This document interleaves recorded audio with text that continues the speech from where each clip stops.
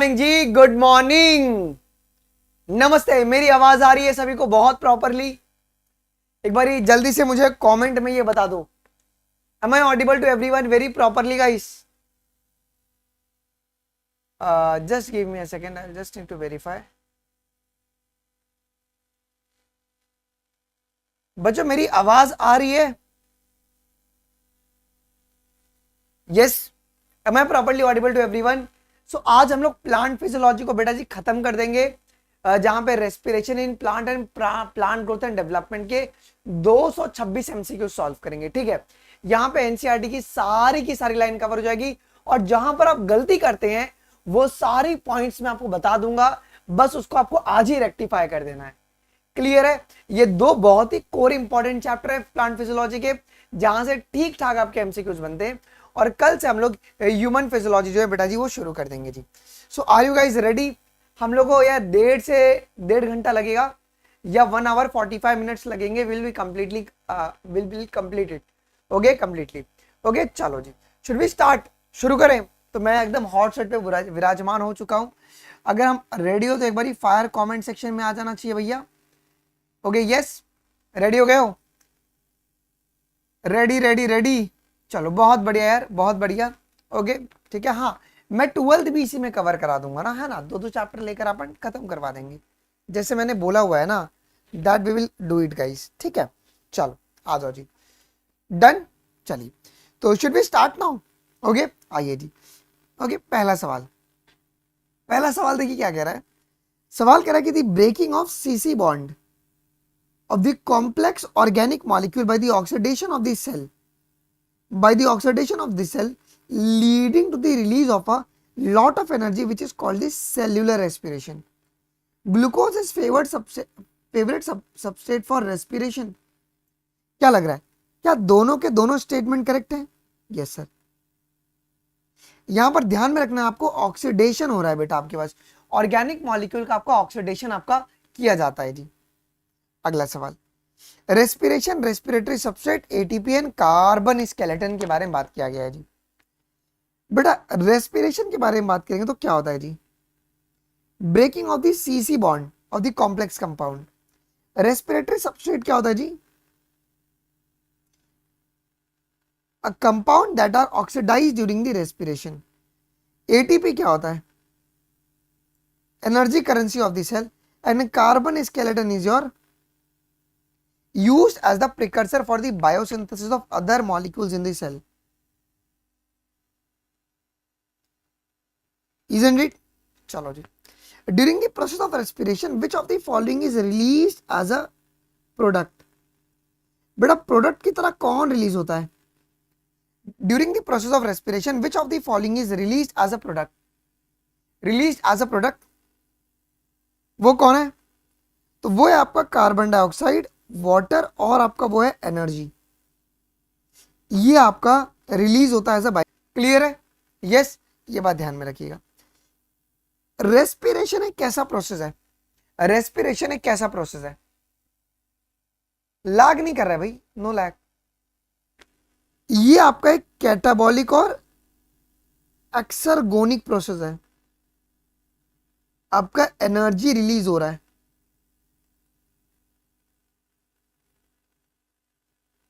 Isn't it? चलो, all living organism needs क्या? All organism needs energy for carrying out the daily activity. उस molecule का अपन क्या करवाते हैं? उस मॉलिक्यूल का क्या करवाते हैं? Oxidation.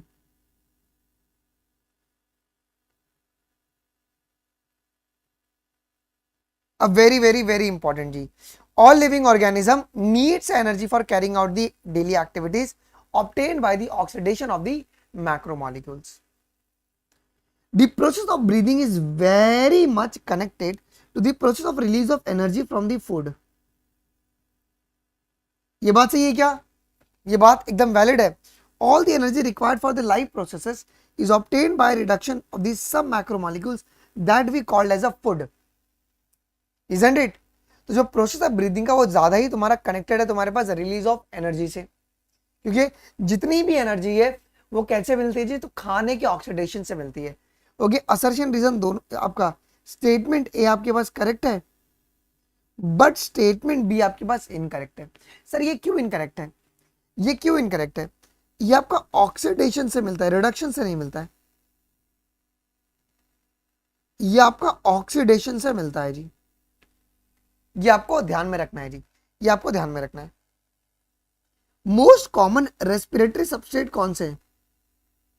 Most common respiratory substrate ध्यान से बताओ, वो है बेटा जी आपके ग्लूकोज।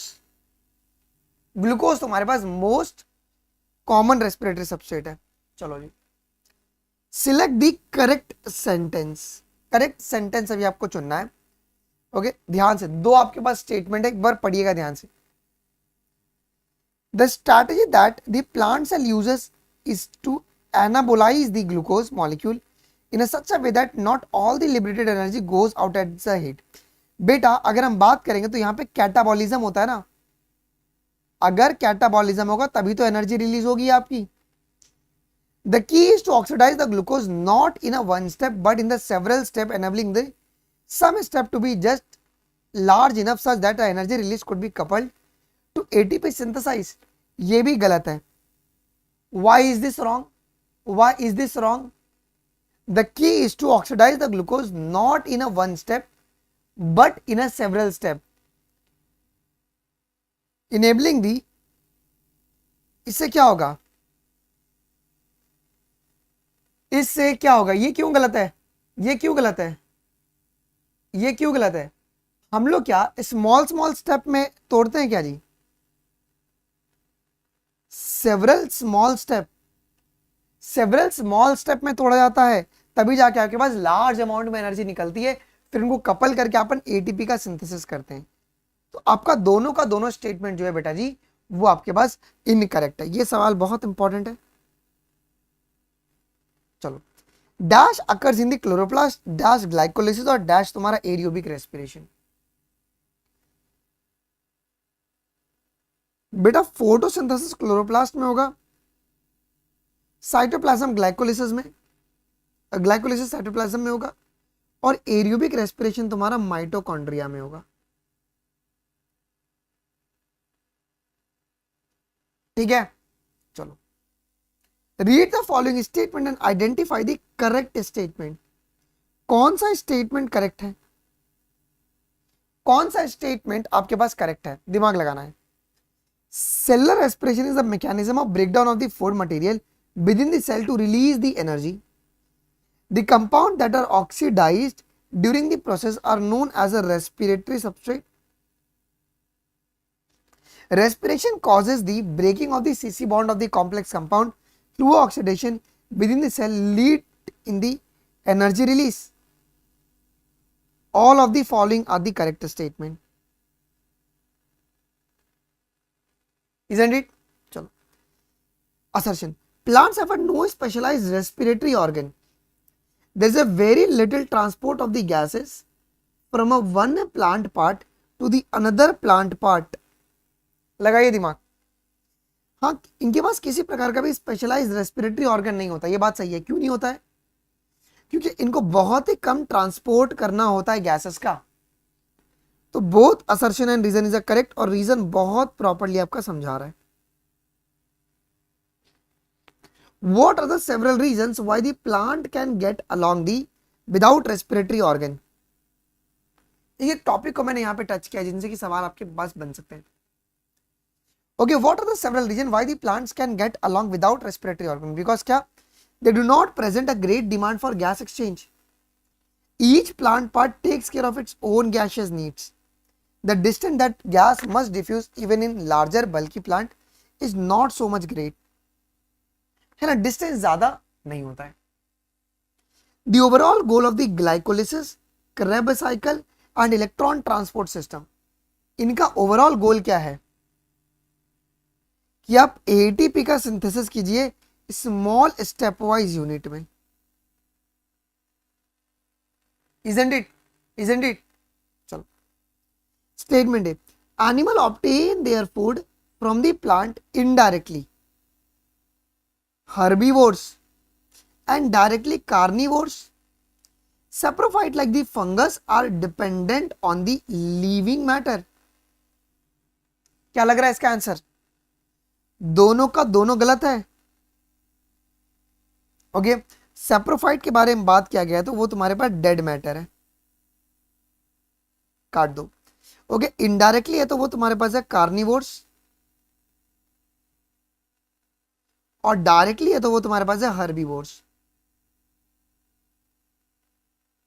है ना। अगर वो प्लांट से डायरेक्टली डिपेंडेंट है तो वो होगा हर्बीवोर्स, और इनडायरेक्टली है तो कार्निवोर्स। सो दोनों के दोनों स्टेटमेंट आपके यहाँ पे फॉल्स है जी। अच्छा, in the glycolysis one molecule of glucose yield, क्या बनाएगा एक ग्लूकोज का मॉलिक्यूल? दो molecule of pyruvate. Oxidative decarboxylation of the pyruvic acid will yield acetyl coenzyme. A complete oxidation of the pyruvate in the aerobic respiration will leave 3 molecule of carbon dioxide. It will leave the 3 molecule of carbon dioxide. Which of the following statement regarding the process of glycolysis is correct? Glycolysis के regarding कौन सा statement correct है? Glycolysis के regarding नहीं दिखता रहेगा तुमको। Glycolysis में एक्चुअली में क्या होता है बेटा जी, glucose undergoes a partial oxidation to form the 2 molecule of pyruvic acid.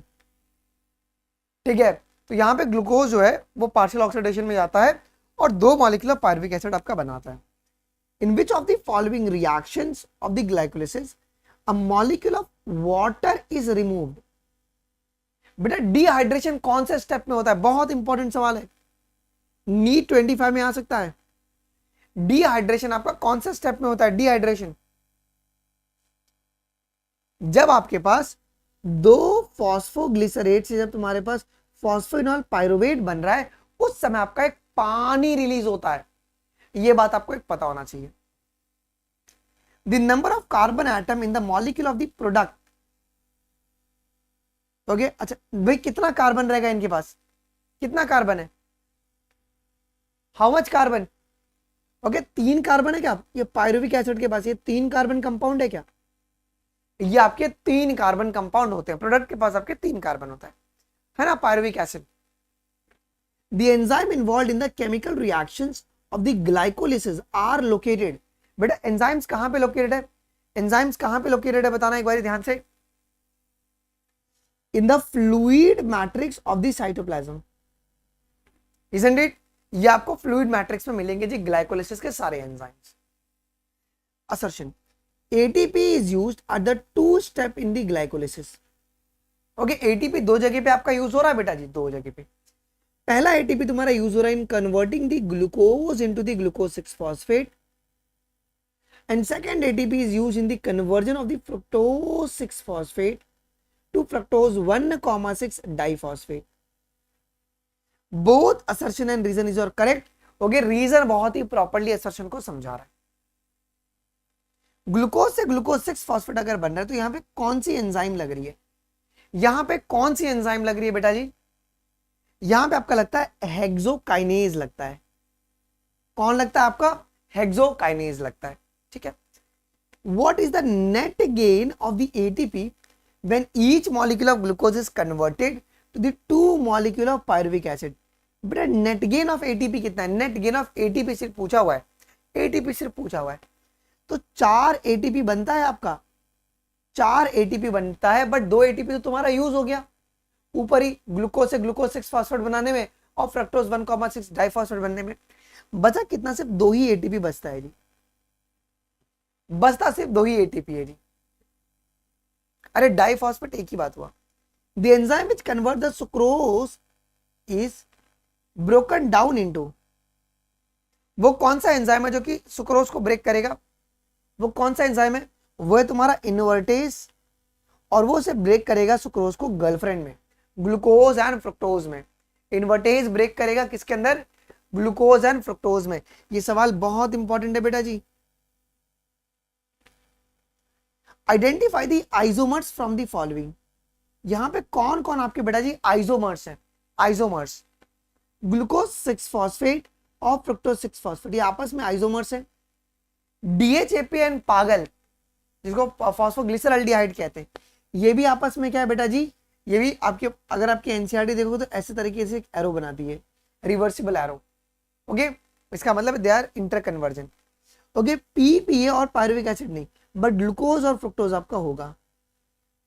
1 will be the correct option. चलो बेटा, which of the following conversion involve the ATP synthesis? ATP दो जगह पे बन रहा है, पहला कहां पे बन रहा है बेटा जी, देखो बन कहां पे रहा है, आपको पूछा गया क्या ना कि कहां पे आपका सिंथेसिस हो रहा है, तो जब PP से पायरुविक एसिड बन रहा है तब एक हो रहा है, फिर 1,3 बाई फॉस्फोग्लिसरिक एसिड से 3 फॉस्फोग्लिसरिक एसिड, उस समय तुम्हारा एक ATP बन रहा है।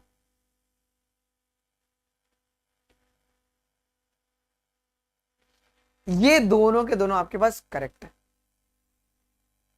ग्लूकोज से ग्लूकोज 6 फॉस्फेट का बनना, फ्रुक्टोज 6 फॉस्फेट से fructose 1,6 bis phosphate, glyceraldehyde 3 phosphate and BPG से 3 phosphoglyceric acid.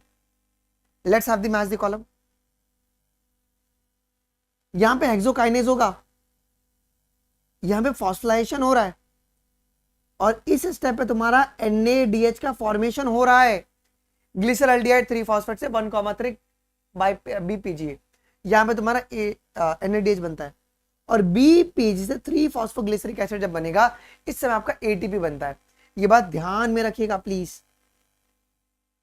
In the production of ethanol, pyruvic acid is first converted to acetaldehyde. कौन सी enzyme? Very very very important. किस enzyme की मदद से बेटा जी? कौन सा एंजाइम होगा यहां पे कौन सा एंजाइम होगा? सी नहीं होगा, ना ना ना, पायरुविक एसिड डी कार्बोक्सिलेज होगा ना, पायरुविक एसिड डी कार्बोक्सिलेज होता है, पायरुविक एसिड डी कार्बोक्सिलेज। इस चैप्टर से ऐसे सवाल बनेंगे, अभी आएगा और एंजाइम के ऊपर क्वेश्चन।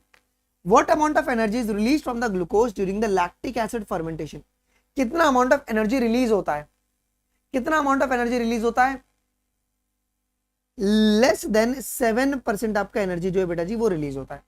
लेस देन 7% आपका एनर्जी जो है वो रिलीज होता है।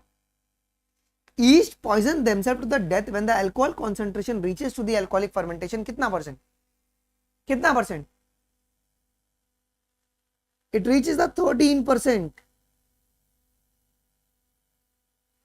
It reaches the 13%। चलो बेटा, एग्जाम्पल कौन है फर्मेंटेशन का? फर्मेंटेशन का एग्जांपल कौन था? Lactic acid fermentation in lactic acid bacteria, alcohol fermentation in yeast and lactic acid fermentation in the muscle cells. चलो अब ये ध्यान देना है, ग्लूकोज ग्लाइकोलिसिस जाएगा और A बनेगा, फिर बाद में प्रेजेंस ऑफ ऑक्सीजन में क्रेब्स साइकिल B बना। अगर फर्मेंटेशन हो तो बैक्टीरिया में जाएगा तो क्या बनेगा, और ईस्ट में जाएगा तो क्या बनेगा? लगाओ दिमाग। तो देखो, सबसे पहले A will be your pyruvic acid, ये क्लियर हो गया। B will be your, and में कार्बन डाइऑक्साइड बनता है, बैक्टीरिया में लैक्टिक एसिड बनेगा, और ईस्ट में तुम्हारा इथेनॉल एंड कार्बन डाइऑक्साइड बनता है।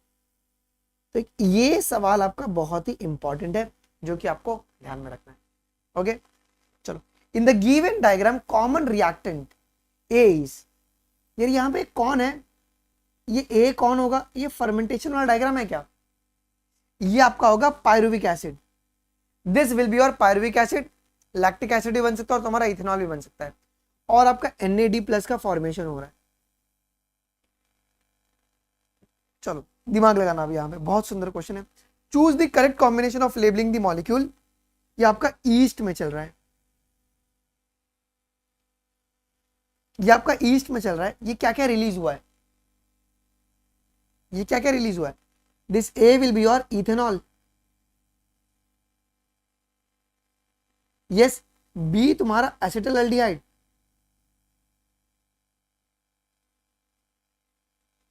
और C तुम्हारा carbon dioxide, isn't it? D will be your correct statement. Pyruvic acid is reduced to the lactic acid by, अबे एंजाइम का नाम बताओ, तो तुमको याद नहीं होगा, तुम करोगे गलती यहां पे। वो कौन सा एंजाइम है जो पायरुविक एसिड को रिड्यूस करेगा लैक्टिक एसिड में? वो है लैक्टेट डिहाइड्रोजिनेस। कौन है वो है lactate dehydrogenase. Lactate dehydrogenase. Identify the enzyme जो कि पायरुविक एसिड को इथाइल अल्कोहल में कन्वर्ट करेंगे, इथेनॉल में कन्वर्ट करेंगे। ओके, इथेनॉल में कौन कन्वर्ट करेगा बेटा? इथेनॉल में कौन कन्वर्ट करेगा? वो है तुम्हारे पास pyruvic acid decarboxylase and alcohol dehydrogenase. Isn't it done? Clear हो गया? पायरुविक एसिड डी कार्बोक्सिलेज और alcohol dehydrogenase. Select the incorrect statement with respect to the aerobic respiration. कौन सा इनकरेक्ट स्टेटमेंट है? इनकरेक्ट। अच्छा, in the complete oxidation of the molecule of the pyruvate by the stepwise removal of all the hydrogen atom, क्या 6 carbon dioxide के molecule release होते हैं? क्या कितने रिलीज होते हैं बेटा जी? 3 कार्बन डाइऑक्साइड के मॉलिक्यूल रिलीज होते हैं। 3 कार्बन डाइऑक्साइड के मॉलिक्यूल जो है वो आपके रिलीज होते हैं। Glycolytic catabolism of the carbohydrate takes place in the mitochondrial matrix. नहीं सर, ग्लाइकोलिसिस जो है वो आपका साइटोप्लाज्म में चल रहा है। The reaction catalyzed by the pyruvic dehydrogenase required the participation of several coenzymes, including NAD and coenzyme A. ये correct है। In the process catalyzed by the pyruvate dehydrogenase, 2 molecules of NADH are produced. तो आपके पास 1 and 2 जो है ना, that is all incorrect. अच्छा, in the oxidative decarboxylation, only the carbon molecule of pyruvic acid get oxidized and other 2 carbon molecule will क्या form करेंगे? ये link reaction oxidative decarboxylation में पायरुविक एसिड का जब ऑक्सीडेशन होगा तो 2 मॉलिक्यूल का एक स्ट्रक्चर बनेगा, उसे अपन क्या कहते हैं? एसिटाइल कोएंजाइम ए कहते हैं। उसे क्या कहते हैं अपन? एसिटाइल कोएंजाइम ए कहते हैं। Pyruvate dehydrogenase complex need for the conversion of pyruvic acid to acetyl coenzyme A. अगर आपको याद होगा तो एक एंजाइम भी लगता है, एक एंजाइम भी लगता है। वो एंजाइम देखो, एक रिएक्शन दिया है ना, रिएक्शन में लिखा गया है, उस एंजाइम का नाम है पायरुवेट डिहाइड्रोजनेज। और ये रिएक्शन कहां पे चल रहा है? वो चलता है मैट्रिक्स में, चलता है माइटोकॉन्ड्रिया के। ये माइटोकॉन्ड्रिया की मैट्रिक्स में आपके पास चल रहा है। During the conversion of pyruvic acid into the acetyl coenzyme है, तो पायरुविक एसिड का क्या हो रहा है यहाँ पे? अब देखो पीछे आपने देखा, पीछे ही देखा, तो यहाँ पे पायरुविक एसिड आपका ऑक्सीडाइज हो रहा है।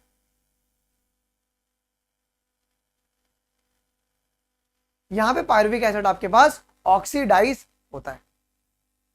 Respiratory enzyme occur in the bacteria is located in.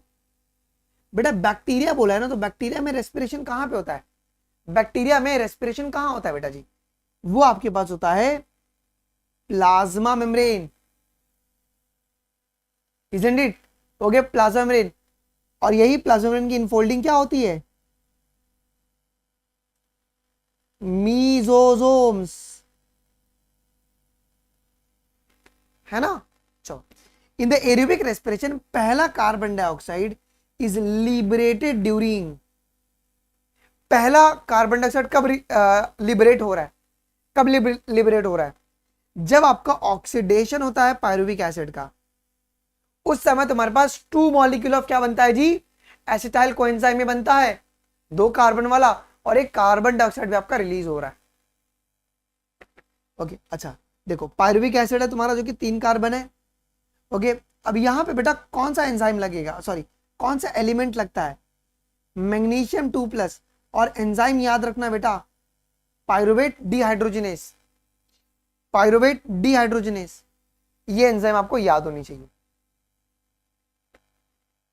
Pyruvic dehydrogenase require the participation of. Okay, अब ये एंजाइम को काम करने के लिए रिएक्टेंट साइड पे कौन कौन चाहिए? ओके, हमें चाहिए NAD+, coenzyme A and several coenzyme. The formation of acetyl coenzyme A from the pyruvic acid produces in addition to acetyl coenzyme A and 1 molecule of B। क्या क्या लगेगा हमको? हमको क्या क्या लगेगा? हमको लगेगा कार्बन डाइऑक्साइड। अच्छा सॉरी, क्या क्या प्रोड्यूस करेगा? क्या क्या प्रोड्यूस करेगा? ये प्रोड्यूस करेगा कार्बन डाइऑक्साइड और प्रोड्यूस करेगा आपका NADH। ये चीज आपका प्रोड्यूस करता है ना, क्या प्रोड्यूस करेगा पूछा है। ओके, जैसे कि एसिटाइल कोएंजाइम एक तो बन ही रहा है। ओके, उनके साथ कार्बन डाइऑक्साइड भी देखो ना यहाँ पे रिलीज हुआ है, यहाँ पे कार्बन डाइऑक्साइड रिलीज हुआ है और आपके पास NADH भी रिलीज हुआ है। Pyruvic acid is transported into the mitochondria where it is converted into the acetyl coenzyme with the release of oxygen। क्या ऑक्सीजन का रिलीज हुआ था बेटा? चलो, acetyl coenzyme will enter the Krebs cycle operating in the matrix of mitochondria। क्या लग रहा है? ये तो करेक्ट है बट ये इनकरेक्ट है। There is a release of a carbon dioxide. B will be your correct। Oxidative decarboxylation of pyruvate occurs in, बेटा कहां पे हो रहा है ऑक्सीडेटिव डिकार्बोक्सिलेशन? ऑक्सीडेटिव डिकार्बोक्सिलेशन कहां पर हो रहा है? ये माइटोकॉन्ड्रियल मैट्रिक्स में होता है, इनर मेम्ब्रेन मत बोलना। In which of the following process carbon dioxide is not released? Carbon dioxide as a product कभी भी रिलीज नहीं होता इनके अंदर। किन में बेटा? किन में? जल्दी बताना। वो है लैक्टेट फर्मेंटेशन में। यहां पे लैक्टिक एसिड बनेगा बट आपका लैक्टिक एसिड बनेगा और आपका NAD निकलेगा, बट कार्बन डाइऑक्साइड कभी भी रिलीज नहीं होता है। ये बात ध्यान में रखिएगा। Acceptor of the acetyl coenzyme in the Krebs cycle. Acceptor कौन है? बेटा? एक्सेप्टर कौन है? अब देखो एसिटाइल कोएंजाइम में तुम्हारे पास 2 कार्बन है। ओके, इनका एक्सेप्टर होता है ऑक्सैलो एसिटिक एसिड जो कि 4 कार्बन है, और वो क्या मिलके बनाएंगे? वो बनाएंगे तुम्हारे सिट्रिक एसिड बना देते हैं जो कि 6 कार्बन कंपाउंड होता है। चलो, स्टेटमेंट है pyruvic acid after it enters the mitochondrial matrix undergoes the oxidative decarboxylation catalyzed by pyruvic dehydrogenase। एक वर्ड को ध्यान से सुनिएगा बस। The reaction catalyzed by the pyruvic dehydrogenase required the participation of several coenzymes including the coenzyme A। Sir दोनों statement आपके valid है, both the statements are correct, है कि नहीं? ऑक्सीडेटिव डिकार्बोक्सिलेशन में तुमको पायरुविक डिहाइड्रोजनेस एंजाइम ही लगने वाला है। फेट क्या है? Fate of pyruvic acid during aerobic respiration is, what is the fate? Fate of pyruvic acid during the aerobic respiration is oxidative decarboxylation. यही तो फेट है ना, इसको इससे गुजर के होना ही पड़ेगा, इसको अपना एक कार्बन डाइऑक्साइड रिलीज करना ही पड़ेगा, तो ये उसका फेट है। तो ये भी बात आपको ध्यान में रखना है। In the Krebs cycle start with the formation of 6 compound by the reaction between, किसके बीच में रिएक्शन होता है? किसके बीच में रिएक्शन होगा? आपके पास ऑक्सैलो एसिटिक एसिड जो कि 4 कार्बन है और आपके एसिटाइल कोएंजाइम A के बीच में रिएक्शन होगा, isn't it? तब जाके वो तुम्हारे पास 6 कार्बन कंपाउंड सिट्रिक एसिड का फॉर्मेशन होगा। The continued oxidation of acetyl coenzyme A via TCA cycle require the continued replacement of citric acid। ध्यान सुनना, the continued oxidation of acetyl coenzyme A via TCA cycle will require the continued replenishment of citric acid। नहीं, continued किसका replacement लगेगा? Replenishment oxaloacetic acid का लगेगा, ये गलत है। In addition also require the regeneration of NADH and FADH2 from NAD plus and FAD। ये correct है? क्या? ये भी इनकरेक्ट है।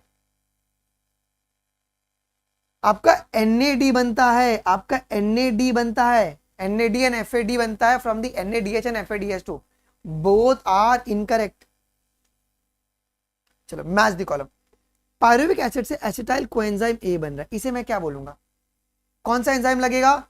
ये ऑक्सीडेटिव डिकार्बोक्सिलेशन है, तो पायरुवेट डिहाइड्रोजनेस। मेरा आंसर ही आ गया, चलो, एसिटाइल कोएंजाइम से citric acid, citrate synthase, citric acid alpha ketoglutaric acid, decarboxylase, alpha ketoglutaric acid से succinic acid, formation of GT।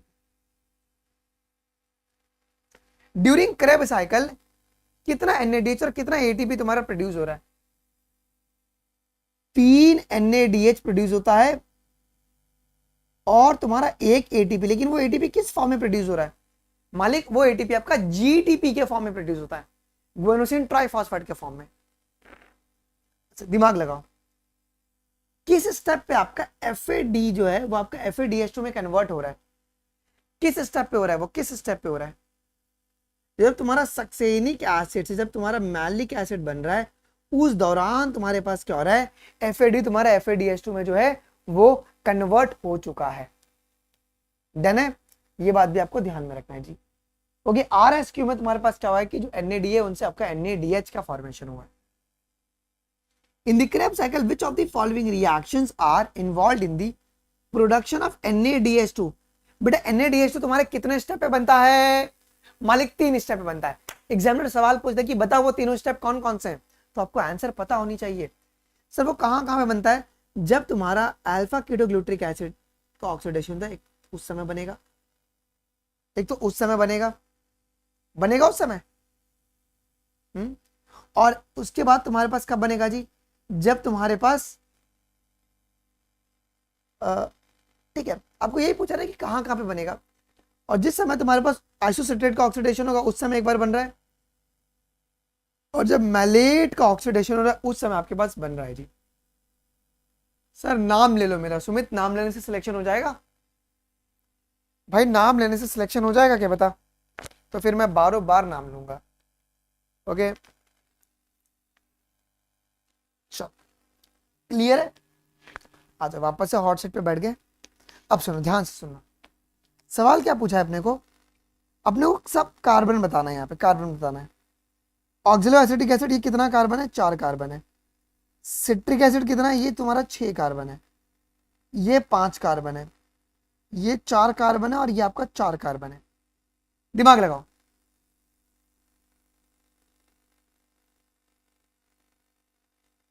अरे मास्टर नाम ले रहा है कि लगाऊं तेरी लंका? आहा क्या बात है, ऐसे संस्कार के लिए तो मैं ललाहित हो रहा हूं। मतलब माँ बाप के ऐसे संस्कार, ये लंका लगाएंगे, हमारा हनुमान पहुंच जाएगा तुम्हारी लंका में आग लगा देगा। बच के रहियो। Okay done. तो 4 कार्बन, 6 कार्बन, 5 कार्बन, और तुम्हारे पास ये आपको ध्यान में रखना है। ओके एक और एक आ गया बावड़ा। डन, चलो आगे की ओर बढ़ते। और कोई डाउट है किसी को यहाँ पे? नहीं ना? 2 3 और तुम्हारे पास 4 इज करेक्ट। ओके ठीक है,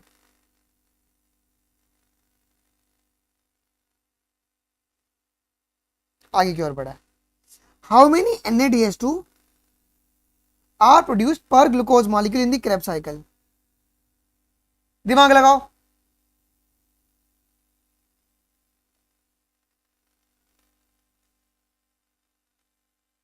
ये करेक्ट है ना? इसमें क्या गलती है? All are correct. इसमें क्या गलती है? What is wrong over here? Correct है वो। आगे क्या यार, डिस्ट्रैक्शन मत क्रिएट करो, इतना बढ़िया सवाल कर रहे थे हम लोग, खाली फोकट तुम दिमाग खराब कर रहे हो। How many NADH2 are produced per glucose molecule? 6 बनते हैं पर ग्लूकोज मॉलिक्यूल। पूछा ना, per glucose molecule, per glucose molecule. अरे तुम्हारे पास टोटल कितने बनते हैं? टोटल पर ग्लूकोज पूछा है। रिएक्शन देखो, रिएक्शन 6 मॉलिक्यूल तुम्हारे पास NADH2 के बन रहे हैं। एक पायरुविक एसिड से तो 3 बनेंगे, लेकिन अगर दोनों अगर पायरुविक एसिड अगर आपके रिएक्शन में पार्टिसिपेट कर रहे हैं, सॉरी दोनों अगर एसिटाइल कोएंजाइम में अगर पार्टिसिपेट करेंगे तो तुम्हारे पास 6 मॉलिक्यूल बनने वाला है। Citrate synthesis an enzyme of the TCA cycle is located in. अब ये एंजाइम कहां पे लोकेटेड है? प्रोकैरियोट्स में साइटोसोल में मिलेगा, और mitochondrial matrix in the eukaryotes. Done. चलो, in the Krebs cycle GTP जो है वो कहां पे सिंथेसाइज हो रहा है? GTP जब तुम्हारा कन्वर्जन हो रहा है सक्सेनाइल कोएंजाइम का सक्सेनिक एसिड में, उस समय GTP बनता है क्या? इस समय आपका GTP बनता है। Which of the following relation shows the NADH2 formation? बेटा NADH2 फॉर्मेशन कब हो रहा है? NADH2 फॉर्मेशन बताओ। जब तुम्हारा सक्सिनेट से फ्यूमेरिक एसिड बन रहा है, इस दौरान है क्या? नहीं सर, नहीं सर, गलती हो गया, गलती हो गया। पूछो क्यों? बिकॉज जब सक्सिनेट से जब तुम्हारा फ्यूमेरिक एसिड बनेगा तो उस समय क्या बन रहा है तुम्हारा? FADH2 बन रहा है ना, तो NADH2 नहीं आना चाहिए। नहीं, ये मल्टीपल हो जाएगा। एक काम करो, सवाल को चेंज करते हैं। आपका FADH2 फॉर्मेशन जो है वो कौन से स्टेप में होगा? चलो सवाल ये रखते हैं। FADH2 फॉर्मेशन, FADH2 फॉर्मेशन जब तुम्हारा सक्सिनेट से फ्यूमेरिक एसिड बनेगा उस दौरान आपके पास ये हो रहा है जी। ये बात ध्यान में रखते हैं जी। Okay, succinate to fumaric acid, तो 4 कार्बन कंपाउंड, 2 कार्बन, 3 कार्बन और तुम्हारे पास 5 कार्बन। दिमाग लगाइएगा। यार एक सवाल मैंने बनाया था, just give me a second.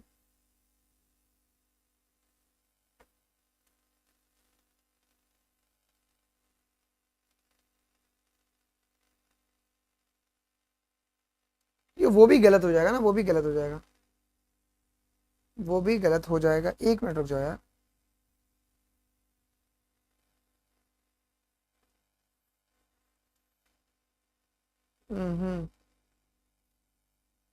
Yo succinic से मैलिक एसिड होगा as per your NCERT diagram. Okay, अब सही है। अगर आपको ये पूछ देना ये जो है, किधर गया वो? मैलिक एसिड से ऑक्सिलो एसिटिक एसिड बन रहा है, इस दौरान तुम्हारे पास क्या प्रोड्यूस होता है जी? आपका NADH2 प्रोड्यूस होता है इस दौरान आपके पास। ओके, आपसे खुद से ही क्वेश्चन बनाते हो क्या? हाँ, क्वेश्चन खुद से बनाता हूँ मैं सारे क्वेश्चन खुद से बनाता हूँ। देख लो यहाँ पे सब मार्क्ड है किताब में, ठीक है, ये बात ध्यान में रखना। चलो 4 कार्बन कंपाउंड, ठीक है, सॉर्टेड है। चलो 4 carbon compound malic acid, 2 carbon compound acetyl coenzyme है, 3 carbon compound pyruvic acid and 5 carbon compound alpha ketoglutaric acid. क्या डी तुम्हारे करेक्ट होंगे? D will be the correct. अच्छा, स्टेटमेंट है in the TCA cycle during the conversion of the succinyl coenzyme to a succinic acid a molecule of GTP synthesised. क्या ये बात को मानते हो आप? ये बात एकदम करेक्ट है।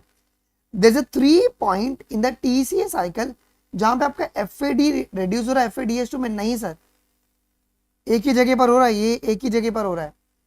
और आपका वो 3 जगह है, वो 3 पॉइंट है जहां पर आपका जो NAD है वो रिड्यूस होता है आपका NADH में। आपका ये इनकरेक्ट है, ये एक आपका इनकरेक्ट है। In the Krebs cycle second carbon dioxide is liberated during. बेटा सेकेंड कार्बन डाइऑक्साइड कब लिबरेट हो रहा है? सेकेंड कार्बन डाइऑक्साइड, लगाओ दिमाग, जब तुम्हारे पास डी कार्बोक्सिलेशन होता है अल्फा कीटोग्लूटरेट का। ओके, तब तुम्हारे पास सेकेंड कार्बन डाइऑक्साइड लिबरेट हो रहा है। The enzyme required for the first reaction of the TCA cycle, first reaction के लिए कौन सा एंजाइम लगेगा? सिट्रेट सिंथेस करके एंजाइम है, वो लगता है। First step of the TCA cycle is a condensation of pyruvate with oxaloacetic acid and water. ये होता है, is this true guys? यहां पे क्या होता है? पायरुवेट नहीं आएगा ना, आपका एसिटाइल कोएंजाइम ही आएगा। Okay, this reaction is catalysed by the citrate synthase. Okay, वो रिएक्शन को कौन कैटलाइज करेगा? सिट्रेट सिंथेस कैटलाइज इस रिएक्शन को करता है जी। Isn't it? Done? Substrate level phosphorylation, substrate level का मतलब जहां पे डायरेक्टली ATP बन रहा है, अल्फा कीटोग्लूटरिक एसिड से सक्सेनिक एसिड का बनना। Formation of FADH2 in the Krebs cycle, succinic acid से malic acid, 4 carbon compound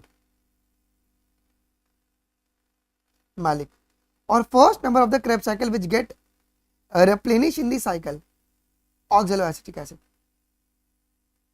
succinate dehydrogenase is related to succinate dehydrogenase enzyme, ये किन से एसोसिएटेड है? क्रेब्स साइकिल, इंपॉर्टेंट है ये Krebs cycle. In the Krebs cycle पहला carbon dioxide is liberated during, first carbon dioxide is liberated during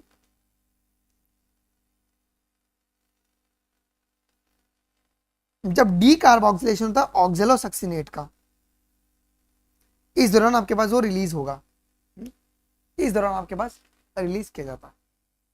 clear है?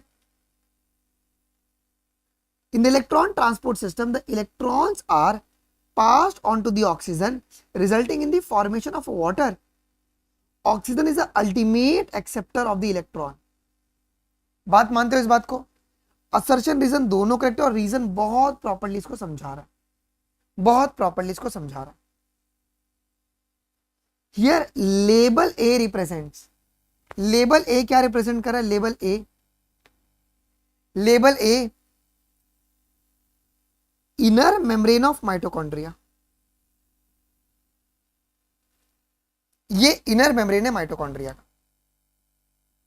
अच्छा, ये कौन सा कॉम्प्लेक्स है? देखो आपका NAD, NADH से आपका NAD बन गया, NADH का ऑक्सीडेशन हो गया, तुम्हारा NAD बन गया। क्या ये आपका कॉम्प्लेक्स नंबर 1 है? ये कॉम्प्लेक्स नंबर 1 है आपका? Yes, complex number 1। Oxidation of one molecule will give rise to the, ये NADH दिया हुआ है,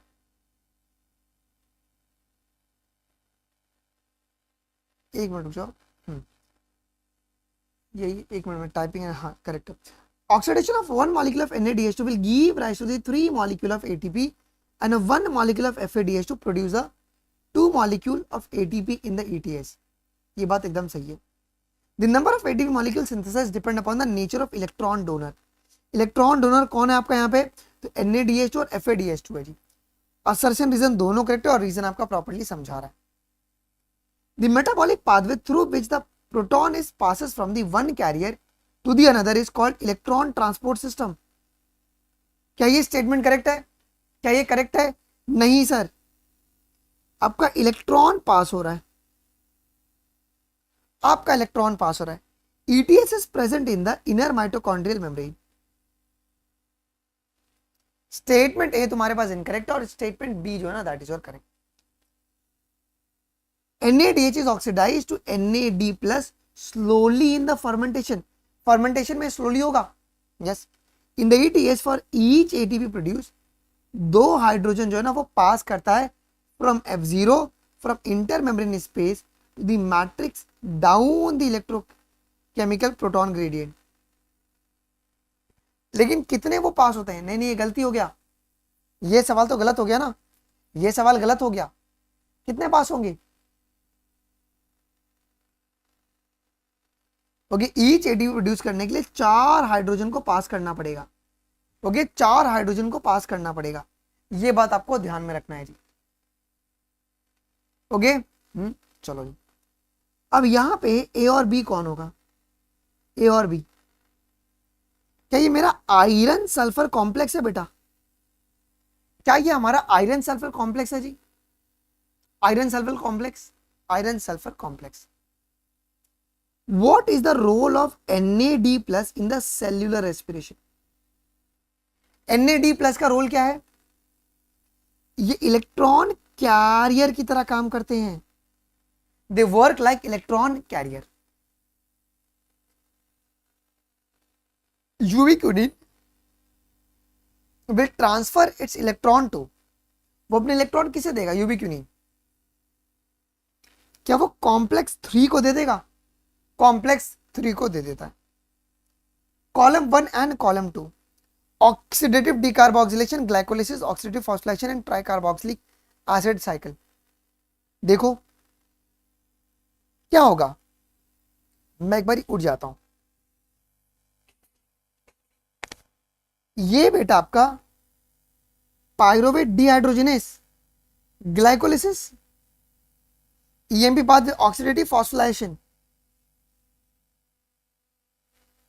इलेक्ट्रॉन ट्रांसपोर्ट और tricarboxylic acid cycle citric citrate synthase का आपको यूज लगेगा। 78 करेक्ट है ना? नहीं करेक्ट है, ubiquinone transfer it electron to the complex number 3, that's correct. Mitochondrial matrix, cytoplasma, F0 F1 और inner mitochondrial membrane. Mitochondrial matrix Krebs cycle, cytoplasm glycolysis, F0 F1 ATP synthesis, inner mitochondrial membrane electron transport chain. चलो बढ़िया सवाल है, बहुत ही प्यारा सवाल, दिमाग लगाते हैं। Rubisco has a high affinity to the oxygen in the carbon dioxide low concentration, ये बात एकदम सही है। The Calvin pathway occurs in the chloroplast of the bundle cell of the C4 plant, ये भी करेक्ट है। Yeast will themselves poison when the concentration of alcohol reaches the 13% आएगा, ये एक आपका इनकरेक्ट है। Oxygen is the final hydrogen acceptor during the aerobic respiration. So 1, 2 और 3 जो 1, 2 और 4 जो 1, 2 और जो 4 है वो तुम्हारे पास करेक्ट है क्या? बट जो 3 है आपका वो रॉन्ग है। ओके, थर्ड वाला स्टेटमेंट आपका गलत है, थर्ड वाला गलत है जी, थर्ड वाला गलत है। ओके, 1, 2 और 4 तुम्हारे पास करेक्ट है।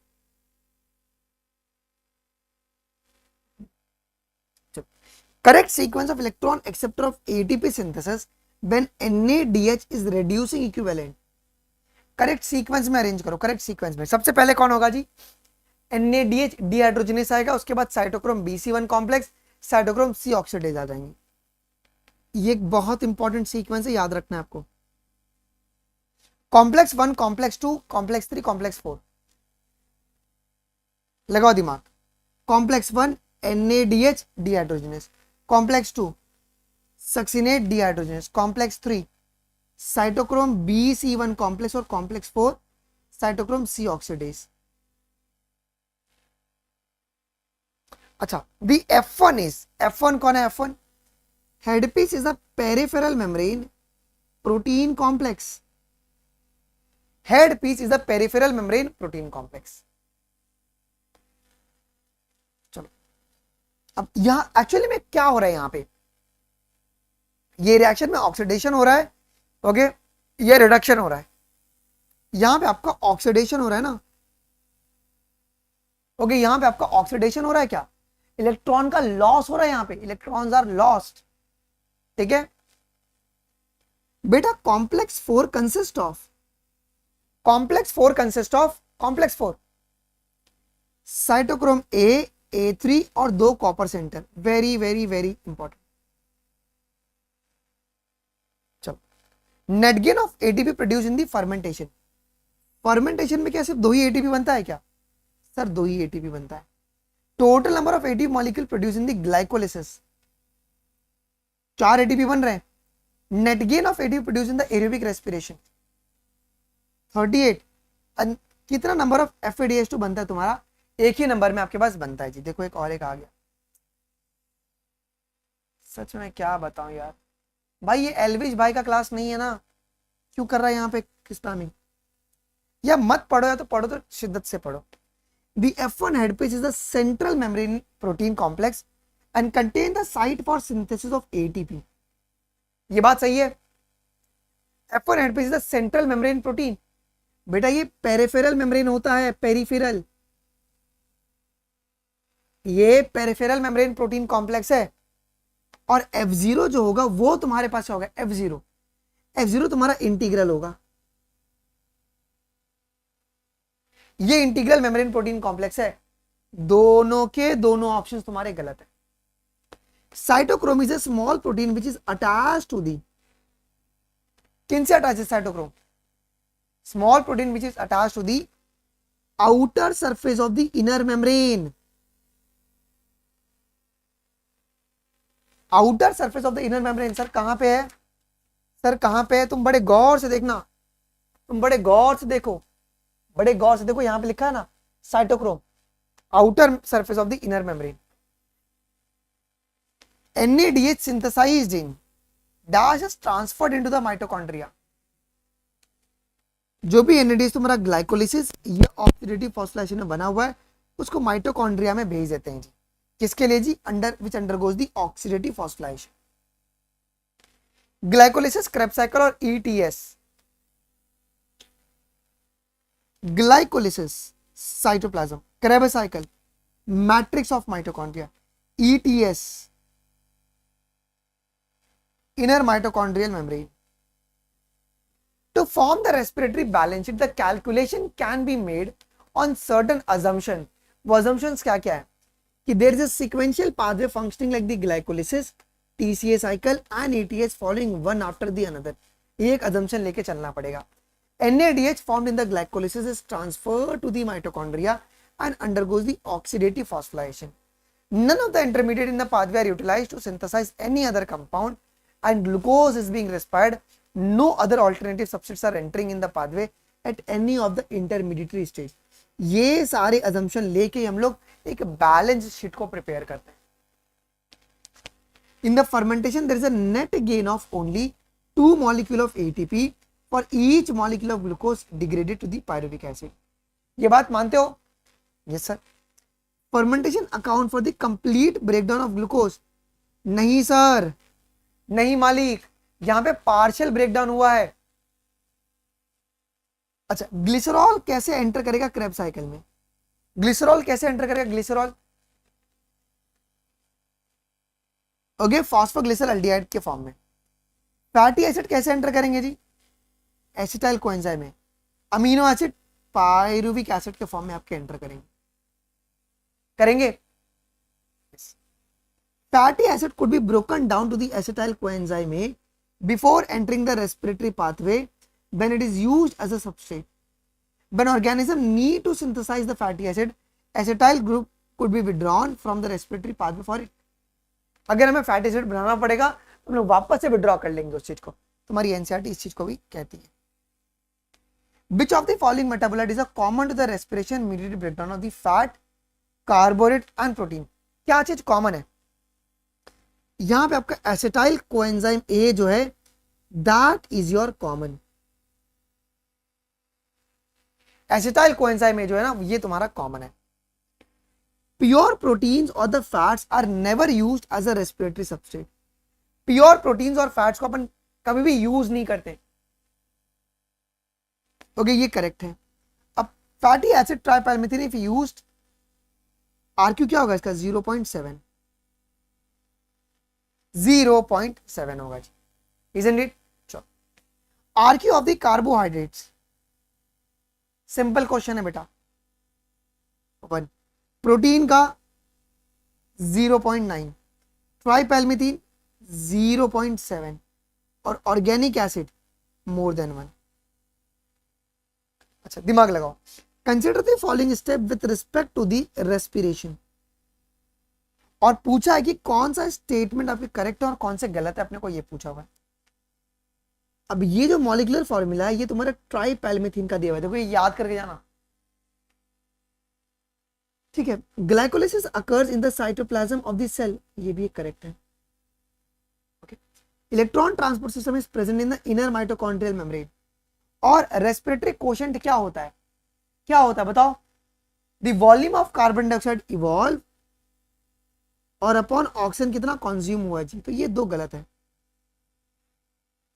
ओके उल्टा लिख दिया. ऑन ऑक्सीडेशन डैश मॉलिक्यूल सबसे ज्यादा एनर्जी कौन रिलीज करेगा? क्या फैट्स रिलीज करता है? सबसे मैक्सिमम एनर्जी आपका फैट्स रिलीज करता है. चलो, which of the following two processes can be summed as a development. चलो प्लांट ग्रोथ एंड डेवलपमेंट अपन ने शुरू कर दिया. बेटा किस दो प्रोसेस को मिला के अपन कहेंगे कि भैया डेवलपमेंट हो रहा है, कि डेवलपमेंट इज गोइंग ऑन? वो है आपका growth and differentiation. Growth and differentiation. The period of growth is generally divided into the 3 phases. वो 3 फेजेस कौन कौन से हैं बेटा? एक होता है मेरिस्टेमेटिक, एक होता है इलोंगेशन और एक होता है आपका मैच्योरेशन. ये होता है क्या? ये 3 स्टेज आपको देखने को मिलता है. Read the following statement about the phases. और कौन सा करेक्ट है आपको पूछा हुआ है. कौन सा करेक्ट हुआ है? देखो जी. फेज ऑफ मैच्योरेशन में cells attain their maximum size proper wall thickening हो जाएगा, protoplasmic modification, the cell in this are rich in the protoplasm possess a large conspicuous nucleus. ये नहीं होता, ये नहीं होता है। फेज ऑफ मैच्योरेशन में क्या होगा जी भाई, मैच्योरेशन जोन में मैक्सिमम साइज होगा इन term of the wall thickening and protoplasmic modification, ठीक है। ओके, न्यूक्लियस के बारे में बात नहीं करेंगे। अच्छा, phase of elongation, it is characterized by the rapid cell division. नहीं सर, ये तो मेरिस्टेमेटिक का फीचर है ना, ये तो मेरिस्टेमेटिक का फीचर हो गया। दोनों का दोनों तुम्हारा गलत हो गया, isn't it? दोनों का गलत हो गया। ओके, इलॉन्गेशन फेज में क्या होगा जी, इंक्रीज्ड वैक्यूलेशन होगा, इंक्रीज्ड वैक्यूलेशन, सेल एनलार्जमेंट और न्यू सेल वॉल का डिपोजिशन आपको देखने को मिलता है। As a whole plant growth is indefinite. Plant retain the capacity of a continuous growth throughout their life. तभी तो प्लांट ग्रोथ को अपन इनडिफिनाइट कहते हैं, यही तो रीजन है उसका।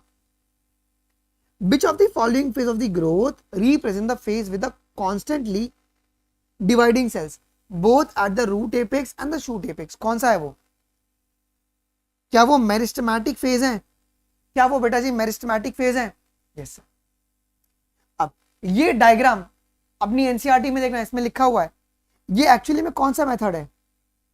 ये डिटेक्शन कर रहा है, detection of the zone of elongation by the parallel line technique. कौन सी लाइन टेक्निक? तो पैरेलल लाइन टेक्निक।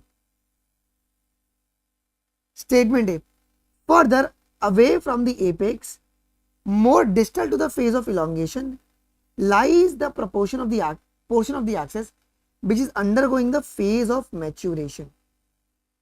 लगाओ दिमाग, ये फंस गए यहां पे।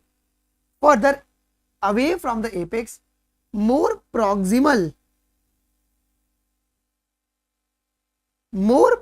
to the phase of elongation, lies the portion of the axis which undergoes the phase of maturation. Okay, ये गलत है। The cell of the maturation zone attain their maximum size in term of the wall thickening and a protoplasmic modification. कहीं ना कहीं ये correct है क्या? B is your correct statement. ये बात भी ध्यान में रखिएगा। Growth at the cellular level is a principally a consequences of the increase in the amount of the protoplasm. बात सही है? And a one single maize root apical meristem can give rise to कितना? 17,500 new sales, 17,500 new sales per hour. Tissue, a cell or tissue arising out of the same मेरिस्टियम have a different structure at maturity. This phenomena को क्या कहते हैं हम लोग? Okay, अगर वो same मेरिस्टियम से अगर निकल रहा है, इसे ओपन डिफरेंशिएशन कहते हैं। ओपन ग्रोथ नहीं कहते, इसे ओपन डिफरेंशिएशन कहते हैं। क्लियर है? ओके, बिकॉज वो सेम मेरिस्टियम से निकल रहा है ना, सेम मेरिस्टियम से आपका निकल रहा है। क्लियर है? Statement, the cells in the phase of meristematic growth has a very less plasmodesmatal connection. बहुत कम होगा, ये गलत है सरासर। ओके, मेरिस्टेमेटिक में सेल एक्टिवली डिवाइड कर रहे हैं, there will be the more plasmodesmatic connection. Increased vacuolation, cell enlargement and new cell wall का deposition are the characteristics of the cells in the elongation phase. अभी अपन ने मैंने बताया आपको, ये elongation phase का फीचर होता है। The factor controlling the development of the plants are, वो कौन कौन से फैक्टर है? both intrinsic as well as a extrinsic factor, ये दोनों होंगे जी, internal और external दोनों होंगे। Growth is accompanied by the metabolic process, only anabolic। हमारी एनसीईआरटी क्या कहती है? एनाबॉलिक एंड कैटाबॉलिक दोनों कहती है। Growth can be defined as a irreversible permanent increase in the size of the organ और इट्स पार्ट्स और even an individual cell.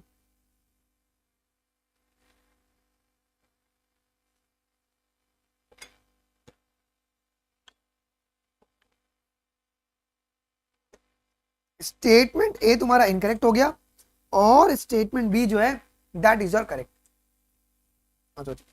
Match the column 1 with column 2, column 1 with column 2, meristematic elongation phase and a maturation phase. नहीं correct है ना? वो correct है, correct.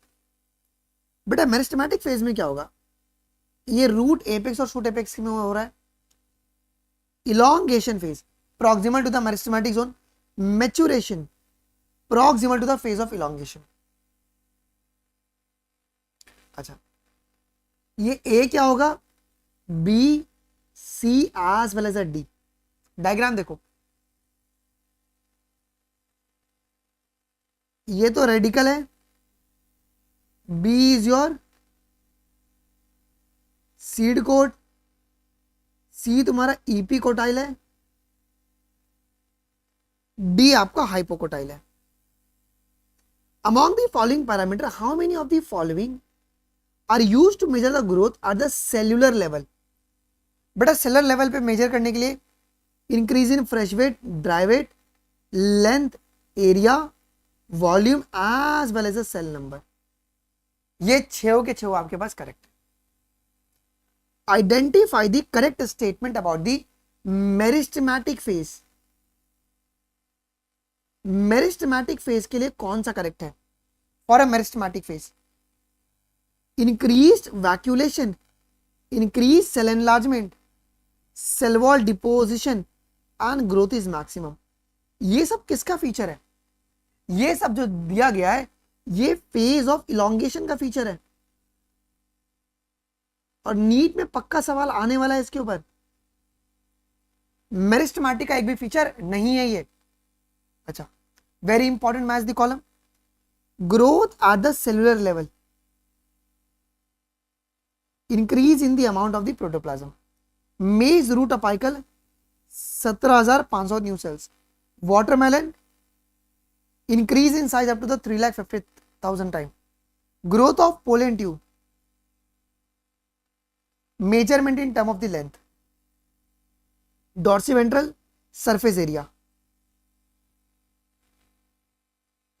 ठीक है, चलो अगला सवाल. Which of the following is a characteristic of the cells in the meristematic phase? बेटा मेरिस्टेमेटिक फेज के फीचर्स क्या है? मेरिस्टेमेटिक फेज, मेरिस्टेमेटिक फेज का फीचर क्या होता है जी? They are rich in the protoplasm and large conspicuous nuclei होता है. Identify the correct statement. कौन सा स्टेटमेंट आपके लिए एकदम करेक्ट होगा? एकदम correct. Elongation of the plant along the axis is called the primary growth. Increase in girth जो है उसके लिए lateral meristem होगा. Okay. Secondary growth of the plant occurs due to the lateral meristemium. Vascular cambium and core cambium are the lateral meristemium.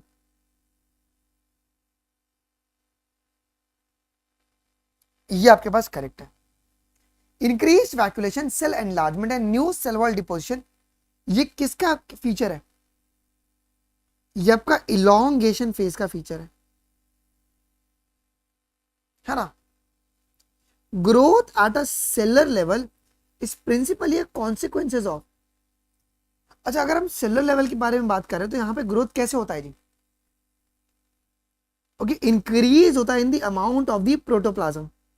Okay, protoplasm में amount आपका बढ़ रहा है, प्रोटियोप्लाज्म का आपका अमाउंट बढ़ रहा है. Which of the following statement is correct with respect to the growth in the plants? Growth in the plants, plant retain the capacity for unlimited growth throughout their life.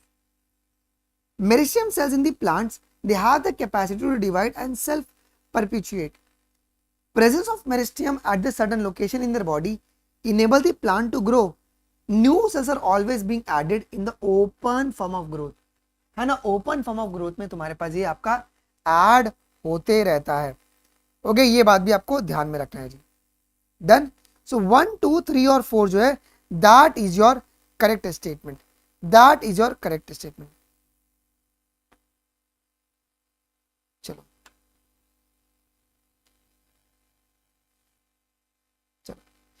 What describes the growth. Growth का मतलब क्या होता है? Growth का मतलब, growth का irreversible permanent increase in the size. Irreversible permanent increase in the size. चलो दिमाग लगाओ. 1, 2, 3 और 4 1 2 3 और 4, ये तुम्हारा phase of a slow growth है, ये तुम्हारा एक्सपोनेंशियल ग्रोथ है। यस, और थर्ड तुम्हारा फेज ऑफ डिमिनाइसिंग फेज है, और फोर्थ आपका स्टेशनरी फेज अटेंड हो गया। Isn't it, isn't it done? ये आपको ध्यान में रखना है।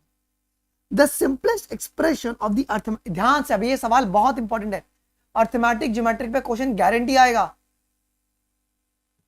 The simplest expression of arithmetic growth is एग्जाम्प्लिफाइड by the root elongation at a constant rate.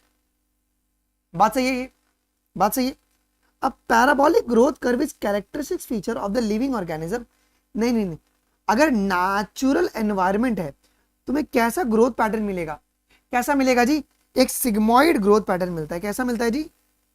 Sigmoid growth pattern देखने को मिलता है जी। तो स्टेटमेंट ए जो है ना वो तुम्हारे पास करेक्ट है, बट स्टेटमेंट बी आपका इनकरेक्ट है।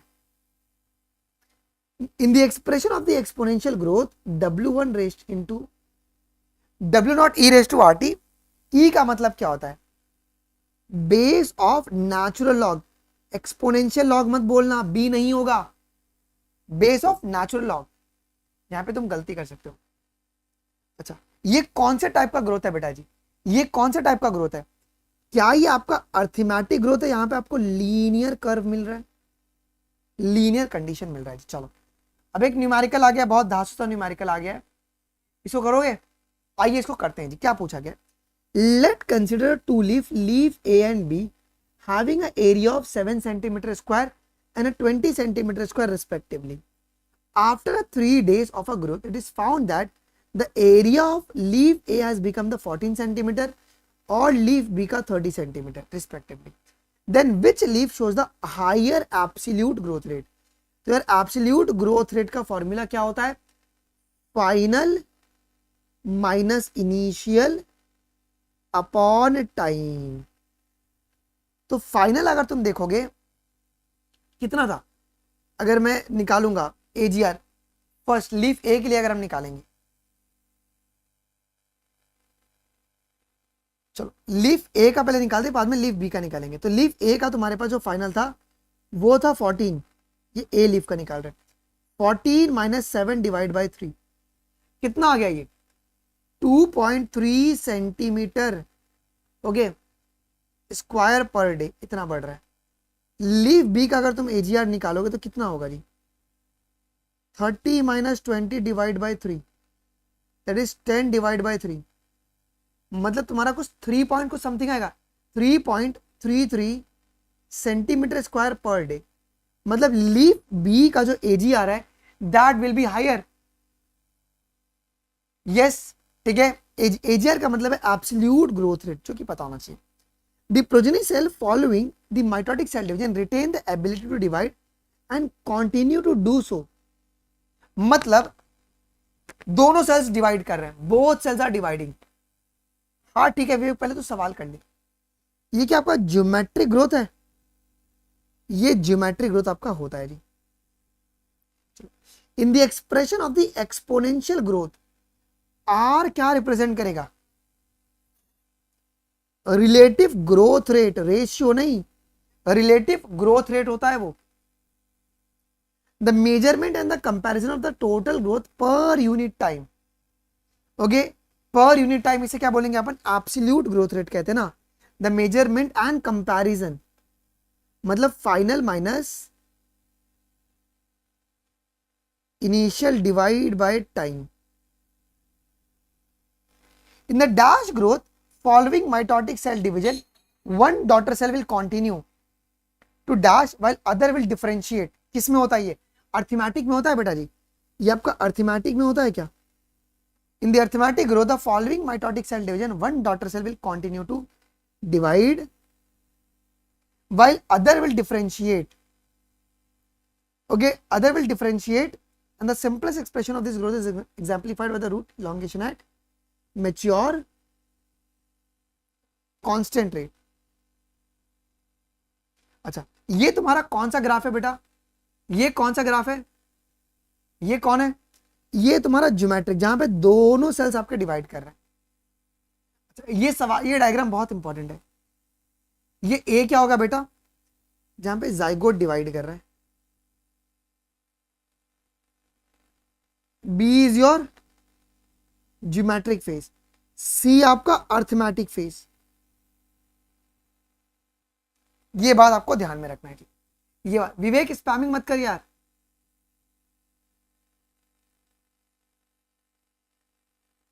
प्लीज इसको थोड़ा सा टाइम आउट कर देते हैं 30 मिनट के लिए, मत कर प्लीज, सवाल करना तू। सी इज योर अर्थमेटिक फेस, ठीक है, ये सवाल समझ में आ गया सभी को, ये आपको ठीक से आना चाहिए। Efficiency index in the geometrical growth is the ability of the plant to produce। पता है अपन efficiency index निकालते हैं, इसका मतलब पता है क्या होता है कि न्यू प्लांट मॉडल्स कितने फॉर्म हुए हैं, उसको अपन मेजर करते हैं efficiency index से।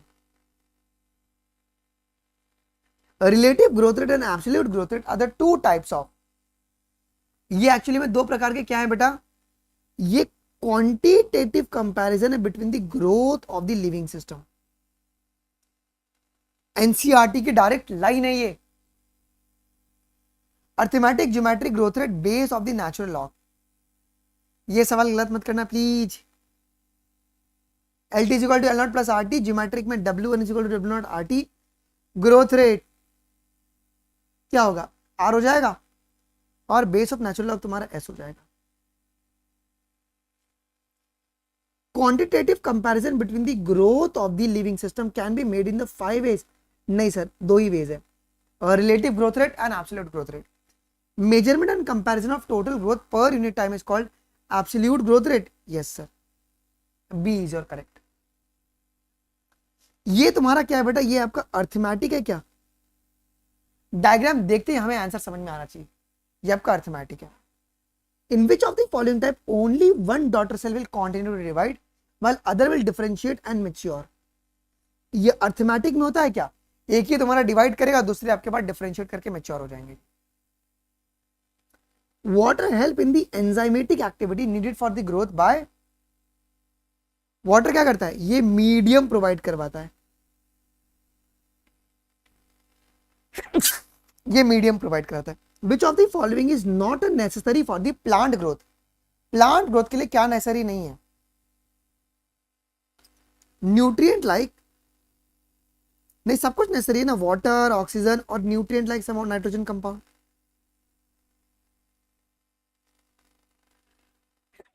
ये सब कुछ नेसेसरी है, all the things are necessary, है ना, everything is necessary. The live, अच्छा अब ये भाई डिफरेंशिएशन रीडिफरेंशिएशन गारंटी सवाल आएगा, और यहीं से सवाल आएगा जो मैं सवाल आपको करवा रहा हूं। The living differentiated cells which have lost the capacity to divide can regain the capacity to division under this certain condition. इसे क्या बोलते हैं बेटा अपन, इसे डी डिफरेंशिएशन कहते हैं कि रीडिफरेंशिएशन कहते हैं, इसे कहते हैं डी डिफरेंशिएशन कहते हैं, रिमूवल ऑफ डिफरेंशिएशन कहते हैं इसे। ओके, डी का मतलब रिमूवल होता है। To form the tertiary element the cell would lose their what, protoplasm. NCERT की डायरेक्ट लाइन है बेटा। Environmental signal such as the light and gravity also affect the certain phases and stages of growth. ये बात सही है क्या, affect करेगा, ये अफेक्ट करेगा। During differentiation cell will undergoes to few to major structural changes in their cell wall and also cell protoplasm. Not protoplasm नहीं आएगा, प्रोटोप्लाज्म में बदलाव होगा।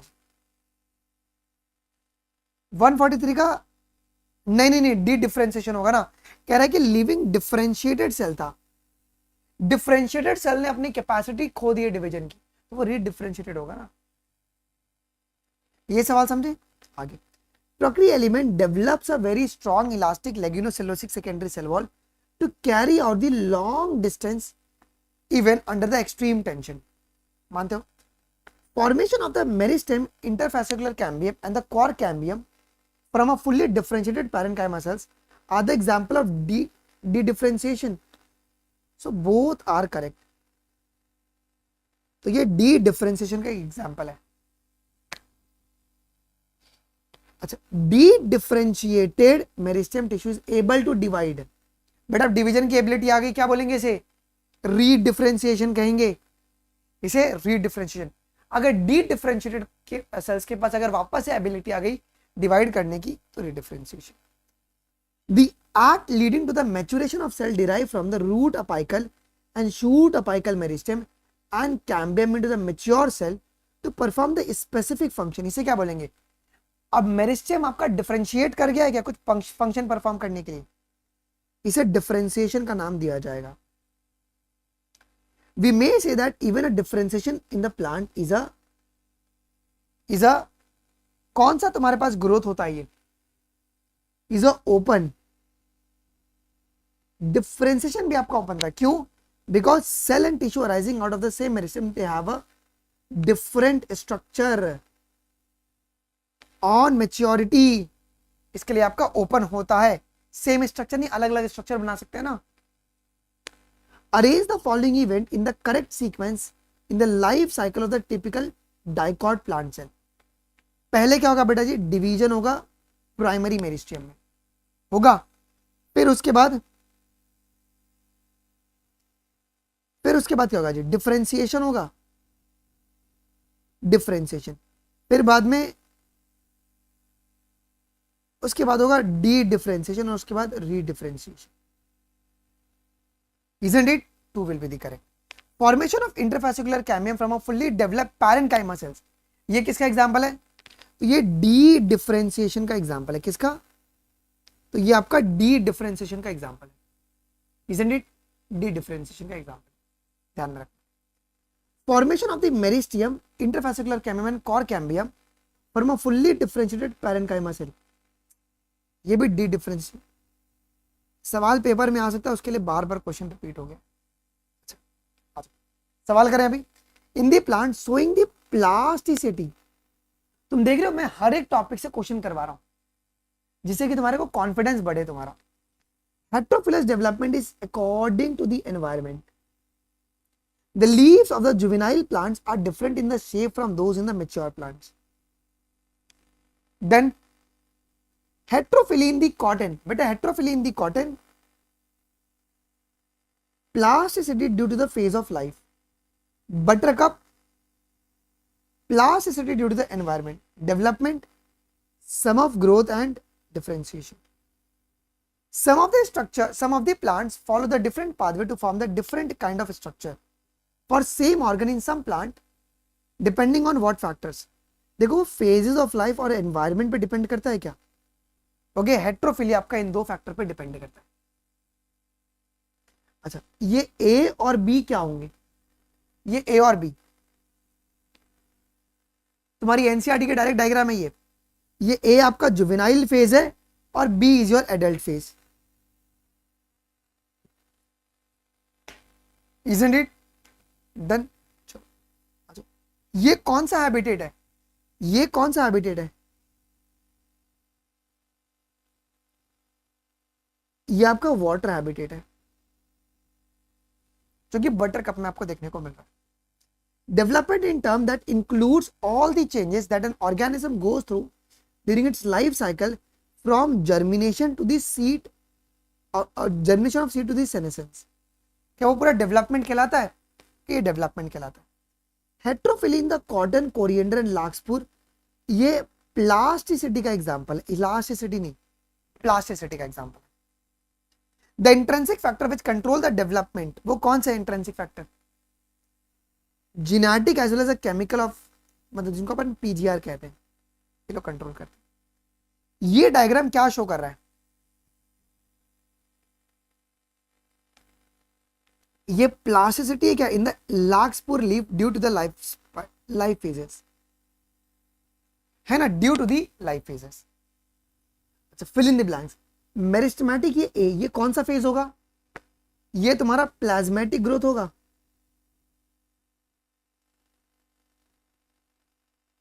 और बी इज योर मैच्यूरेशन। ये एनसीईआरटी की डायरेक्टली लाइन है।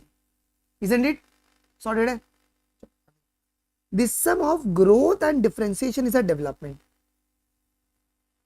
Development in the plant is under the control of the extrinsic factor only, नहीं सर, एक्सट्रेंसिक प्लस इंट्रेंसिक दोनों फैक्टर आएगा, तो ये गलत है। Reason is your false. More than enough है भैया, this is more than enough.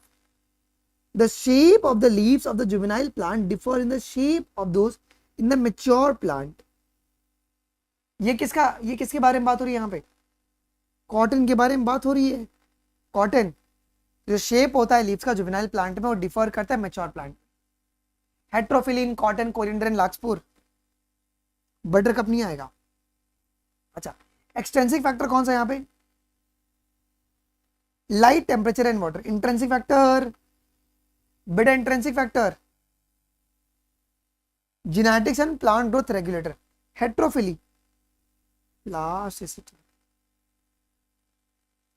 Heterophylly can be seen in, heterophylly किसमें देखने को मिल सकता है जी? कोरिएंडर, लार्कस्पूर और buttercup. Which of the following plant does not show the plasticity? यार मेज नहीं शो करता, एलिमिनेट करो। कोरिएंडर, बटरकप, कॉटन करेगा, मेज नहीं करेगा। Difference in the shape of the leaves produced in the air and those produced in the water in the buttercup also represent the heterophilous development due to the phases of life. क्या ये तुम्हारा phases of life होगा?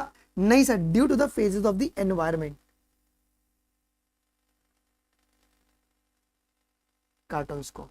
Development in plant both growth as well as the differentiation is under the intrinsic as well as the extrinsic control. चलो match the column करो। अब शुरू करें अपन Darwin. अभी ये फटाफट पीजीआर बचा हुआ है। PGR is a very important point, ध्यान दीजिएगा इसमें।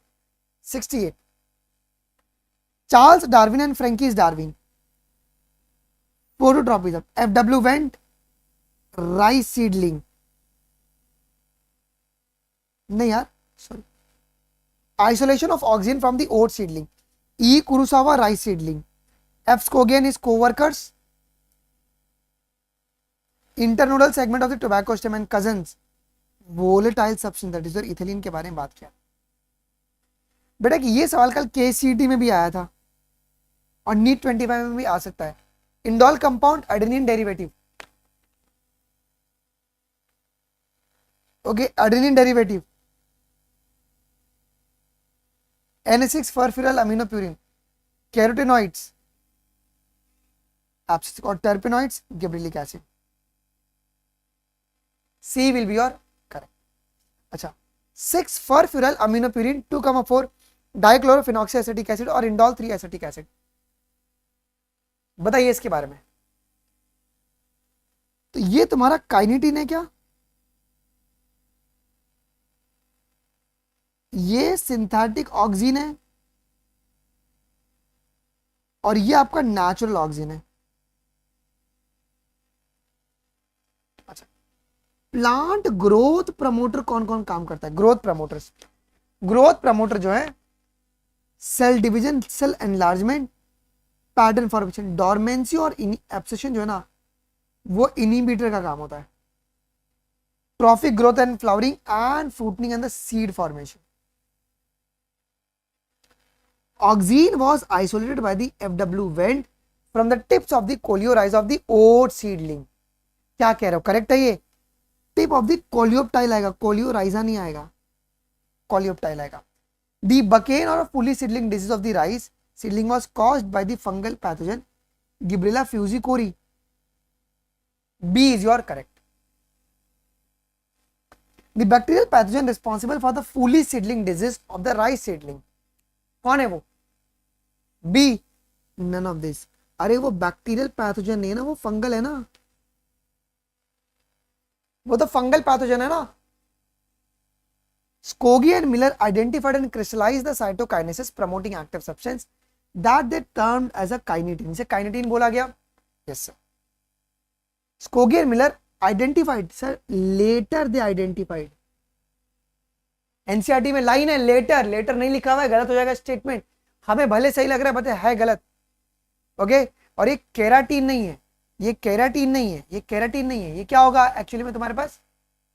ये क्या है तुम्हारे पास? काइनेटिन है वो।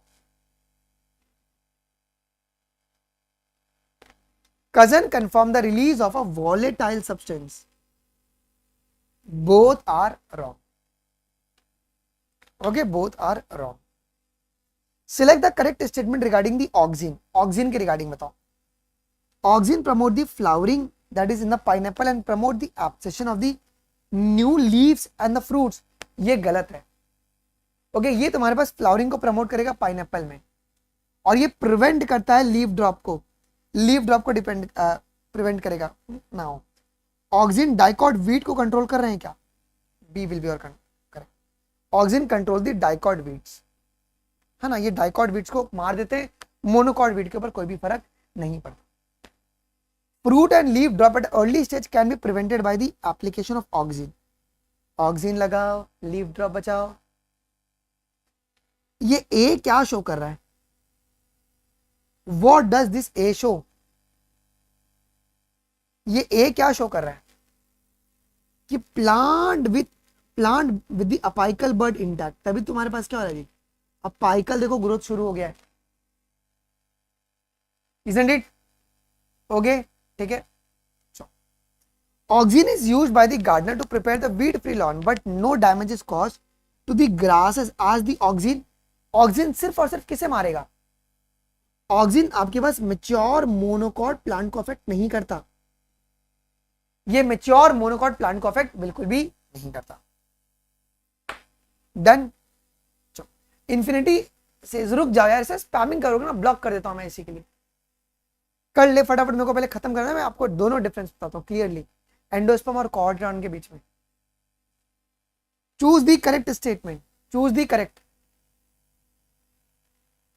ऑक्सिन, ग्रीक वर्ड ऑक्सिन से मिला to grow, first isolated from the human urine. Indole acetic compound, indole butyric acid, इसको प्लांट से आइसोलेट किया गया. नेपथलीन और 2,4-D जो है वो सिंथेटिक ऑक्सिन है. करेक्ट है. Decapitation is widely used for tea plantation and hedge making. इनके लिए करते हैं अपन. Done. Auxin help to prevent the fruit and leaf drop at the early stage. करेगा. ये प्रमोट करेगा abscission of the older and mature leaves. Assertion reason दोनों correct है, बट रीजन आपका एक्सप्लेन नहीं कर रहा है दोनों correct, but it's not explaining the reason. Among the following कौन तुम्हारा ऑक्सिन का फंक्शन है? जाइलम डिफरेंशिएशन, सेल डिवीजन, और ये टोमेटो में पार्थिनोकार्पी करता है. 2,4-D stand for dichlorophenoxy acetic acid. Isn't it? Dichlorophenoxy acetic acid. Spraying of which of the following जो है will fast the maturity period. ये मेच्योरिटी को बहुत ही फास्ट कर देगा. कौन है? वो है गिब्रेलिक एसिड. ऑक्सिन अगर अपाइकल डोमिनेंस करे तो गिब्रेलिक क्या कर रहा है? गिब्रेलिन्स आपका बॉल्टिंग करता है क्या? इंटरनोड का इलॉन्गेशन करवाता है. चल भैया. On spraying the gibberellins on the sugarcane crop, what major changes you will see? जो लेंथ है स्टेम का क्या वो बढ़ जाता है क्या? जो लेंथ है स्टेम का that will be increased. What changes does the gibberellic acid brings in the juvenile conifers? Juvenile conifers में ये क्या करता है? जुवेनाइल कॉनिफर्स में कौन सा बच्चा है? Okay, what does the gibberellic acid brings in the juvenile conifers? It will fasting the maturity period and early seed production. Spraying of gibberellins over the sugarcane can increase the yield by how much?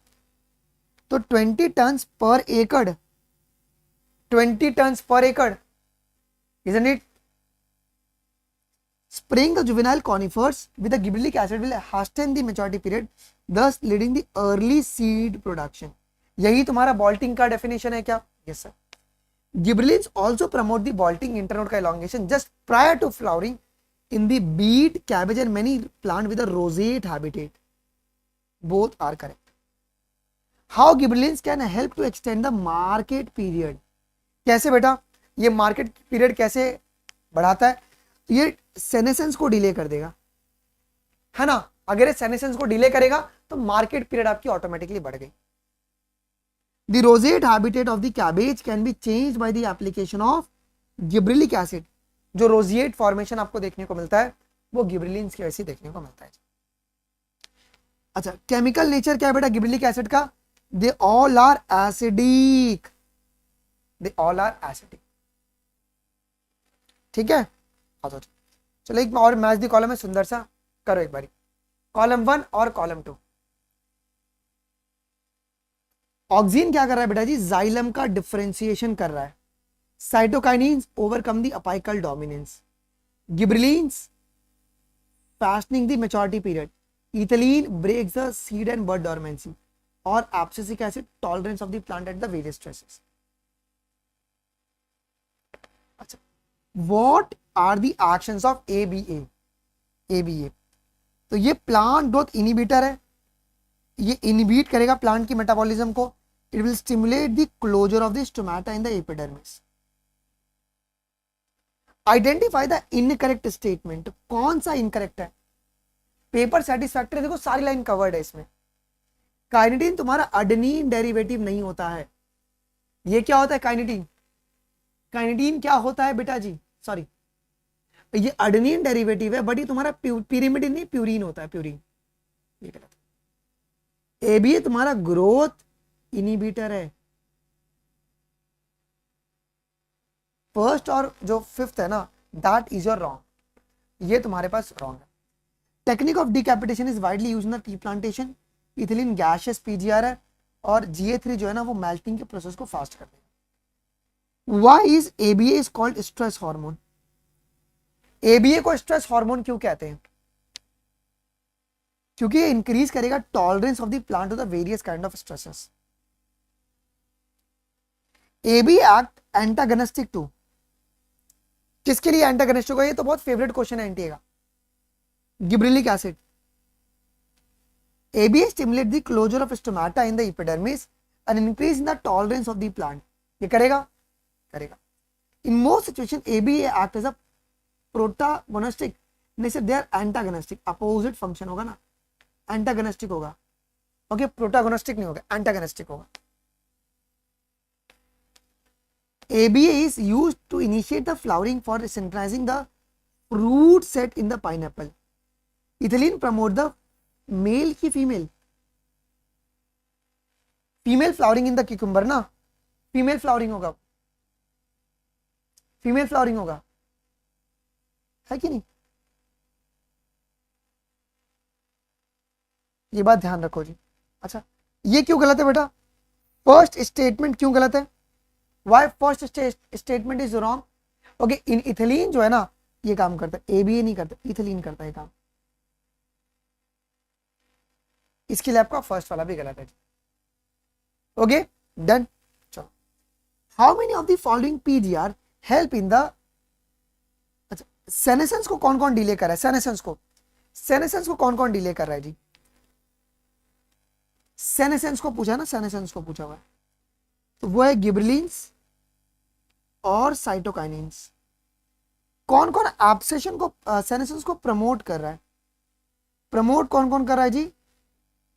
वो है ethylene और आपके पास ABA। Oxygen नहीं आएगा, oxygen नहीं आएगा ना, oxygen नहीं। ओके, और 26 क्वेश्चन है, फटाफट कर लेते हैं, और 26 क्वेश्चन है, फटाफट कर लेते हैं। Kinetin was first discovered from, कहां से? कहां से? ऑटोक्लेव्ड हियरिंग स्पर्म DNA, इनसे मिला था अपने को सबसे पहली बार। Identify the correct statement. कौन सा स्टेटमेंट आपके पास करेक्ट है? Very very very important. Natural cytokinin are synthesized in the region where a rapid cell division occurs. In the tissue culture, both auxin and cytokinins are used for the growth and differentiation. In the callus, root regeneration is promoted by the auxins. Cytokinins plays a very vital role in the morphogenesis in the plant. Cytokinin help in the delaying the leaf falling and senescence by, ये कैसे delay करता है? By promoting the nutrient का mobilization, है ना। इस तरीके से आपके पास सेनेसेंस को डिले करेगा, लीफ फॉलिंग को डिले करेगा साइटोकाइनिन।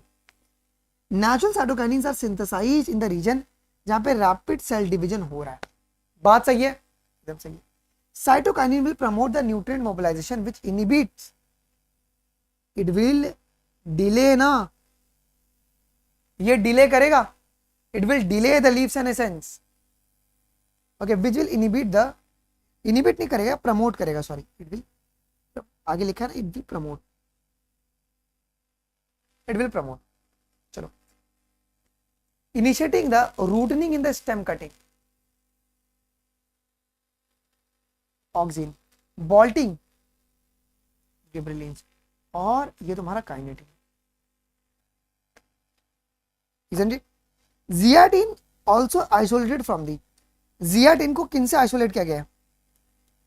जियाटिन को किन से आइसोलेट किया गया है? ध्यान से बताओ, कॉर्न कर्नल्स और coconut milk. Cytokinins help to produce,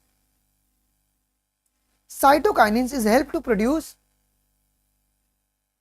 new leaf chloroplast in the leaves, lateral shoot and adventitious bud। जियाटीन और काइनेटीन में क्या डिफरेंस है? जियाटीन और काइनेटीन में क्या डिफरेंस है? जियाटीन आपका नेचुरल होता है और काइनेटीन आपका सिंथेटिक होता है।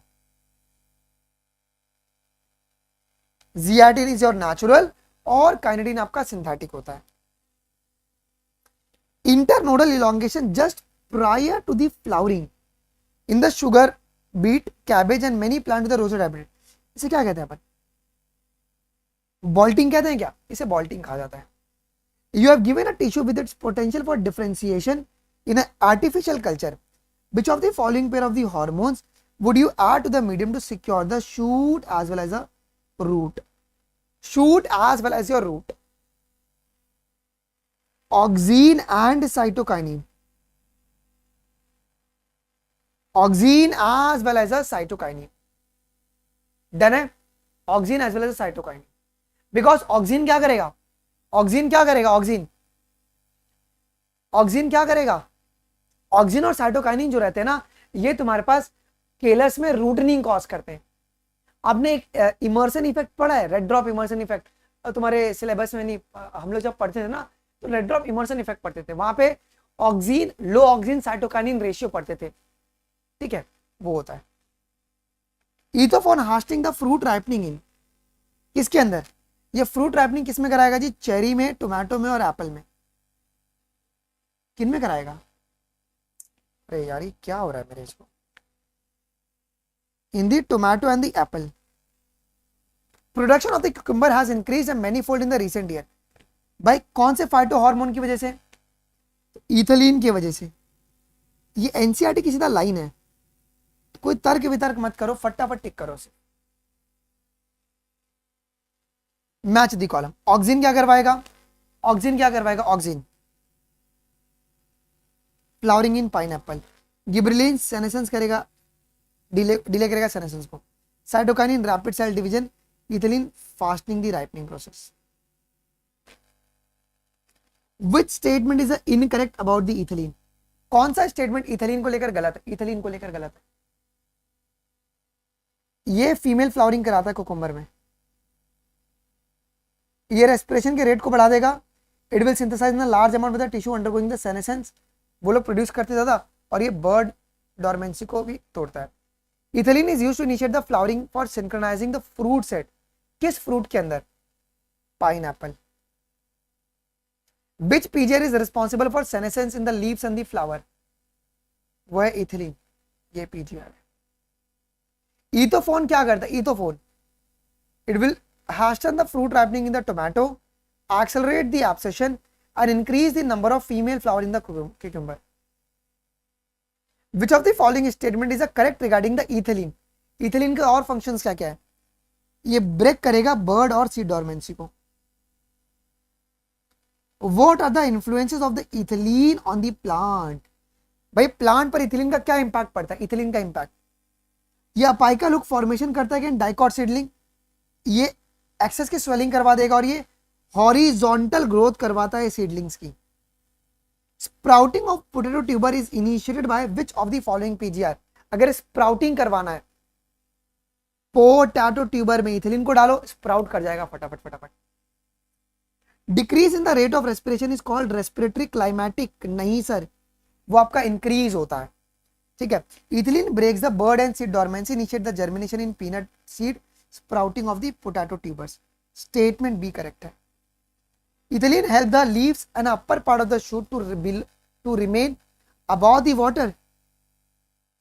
ये वाला पढ़े हो आप लोग एग्जाम्पल, ये बहुत इंपॉर्टेंट है। Ethylene promote the root growth and the root hair का फॉर्मेशन। ये बात आपको ध्यान रखना है। ये किस में होता है? ये राइस में होता है, राइस में।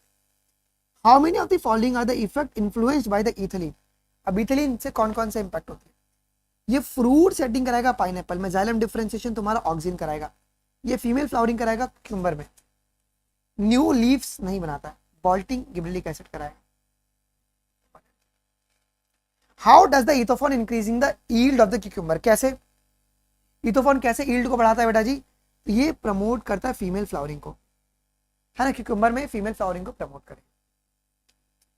Rise in the rate of respiration is called respiratory climacterics कहते हैं उसे।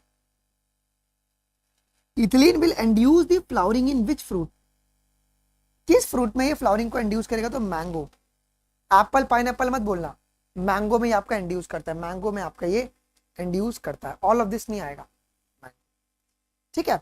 तो अभी यार जरूर से आप लोग कमेंट कर देना अपना स्कोर, कि आपका स्कोर कितना आया और आपके पास वीक एरिया आपका कौन सा है। जरूर से आप लोग अभी कमेंट कर देंगे। कल सुबह 10 बजे अपन क्या करेंगे? टुमारो 10 AM, टुमारो 10 AM जो है हम लोग करेंगे breathing exchange and gases and body fluids and circulation. Okay, कल breathing exchange and gases and body fluids and circulation करने वाले हैं जी। ओके, तो जरूर से आप लोग, पीजीआर वीक है तो प्लीज पीजीआर आप लोग ध्यान से पढ़ लीजिएगा जी। ओके डन, मजा आ गया भाई। वीडियो को एक बार लाइक कर दो सभी लोग, वीडियो को लाइक कर दीजिए प्लीज प्लीज, वीडियो को सभी लोग लाइक कर दो अगर मजा आ गया तो। मजा आ गया? वीडियो को लाइक नहीं कर रहे हैं, दैट वेरी बैड यार, वेरी बैड हैबिट। लाइक कर दो। हम लोगों ने फाइनली प्लांट फिजियोलॉजी खत्म कर दिया, कल से ह्यूमन फिजियोलॉजी करेंगे, ब्रीदिंग और body fluids and circulation. So please do revise guys. Okay ठीक है, ठीक है, हाँ जी। फुल सिलेबस शाम को लूंगा मैं, शाम को लूंगा। एक्चुअली मेरी 2 बजे ना एक अपॉइंटमेंट है डॉक्टर के पास दोपहर में आज, बट मैं पेपर आपको ग्रुप में शेयर कर दूंगा। ग्रुप टेलीग्राम ग्रुप अनमोल शर्मा लाइव ज्वाइन कर लो। और साथ में बेटा आने वाले 20 तारीख को आपकी AIMTB रहेगी, तो जरूर से आप लोग इसको अटेम्प्ट कीजिएगा, मिस बिल्कुल ही मत करना। ये फ्री टेस्ट है आपका, ठीक है। चलो फिर मिलते हैं आपको अगले सेशंस में। अभी के लिए बस इतना ही गाइस, थैंक यू। कुछ भी दिक्कत रहेगा हमें कमेंट में आप लोग जरूर से बताइएगा जी। ओके ठीक है, चलो thank you guys, thank you. जय हिंद।